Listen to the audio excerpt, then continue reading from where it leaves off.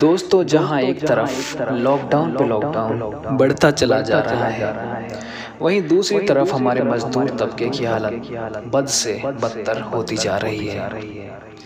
हम पहले भी अपने चैनल के माध्यम से इस मुद्दे पर रोशनी डालते आ रहे हैं, पर यह मुद्दा उस सूरज की तरह है जो हर रोज बिना रुके, बिना थके पूरब से निकलता है और पश्चिम में जाकर छिप जाता है। दोस्तों, पिछले 2 महीने से हिंदुस्तान की आबादी का एक बड़ा हिस्सा सड़कों पे, रेल की पटरियों पे और कई अनजान रास्तों पे जिंदगी की दौड़ में भटक रहा है। दोस्तों, समझ नहीं आ रहा है कि जान इस बीमारी से बचाएं या भूख से। राजनीति के शहर में मैं बिल्कुल अजनबी हूँ। सरकार की क्या योजना है, क्या रणनीति है, वो बेहतर जाने, पर एक कसक दिल में बाकी है कि क्या इस महामारी से लड़ने के साथ साथ जल्द से जल्द सड़कों के रास्ते, पैदल ही घरों की तरफ निकल पड़े मजदूरों की जान बचाना, वो उनकी घर वापसी सुनिश्चित करना अर्जेंट मुद्दा नहीं है। दोस्तों, बेशक ये वक्त मुश्किलों भरा है, पर मुझे उम्मीद है कि हमारी सरकारें और हमारे रहनुमा अपनी कुशलता का सबूत पेश करते हुए इस महामारी के साथ साथ मजदूरों के हितों के लिए भी कोई बेहतर इंतजाम को बंदोबस्त करेंगे। दोस्तों, सुबह की परेशानी अगर शाम होते होते ख़त्म हो जाए तो सब्र का घूंट पीकर चैन की नींद के आगोश में सोया जा सकता है। पर अगर प्यास की शिद्दत से सूखा गला और हजारों मील सफ़र की थकान और इसका घर से कुछ दूर अंत हो जाना, तो फिर एक परिवार तबाह होता है, एक नस्ल ख़त्म हो जाती है।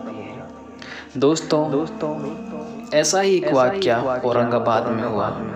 8 मई को रेल की पटरी पर सूखी रोटियों, टूटी चप्पलों और इज्जत की प्रतीक मैली कुचैली पगड़ियों के साथ लाशें भी बिखरी पड़ी थी। दोस्तों, ये मंजर वाकई में दिल को दहला देने वाला था। 16 मजदूर जो अपने घर के लिए पैदल ही निकल पड़े थे, सफर की नींद से कभी उठे ही नहीं। दोस्तों, ये सिर्फ 16 जानें नहीं थी, ये कई घरों के चूल्हा जलने की उम्मीद भी थी। ये कई घरों का बड़ा सहारा भी था। दोस्तों, कई सपने, कई अरमान महज अरमान भरकर रह गए। वाह मेरी जिंदगी, तू ही जख्म भी है, तू ही आह भी। वाह मेरी जिंदगी, तू ही जख्म भी है, तू ही आह भी। तेरी जुदाई की वो वजह बनी जिसे देखने की चाह थी।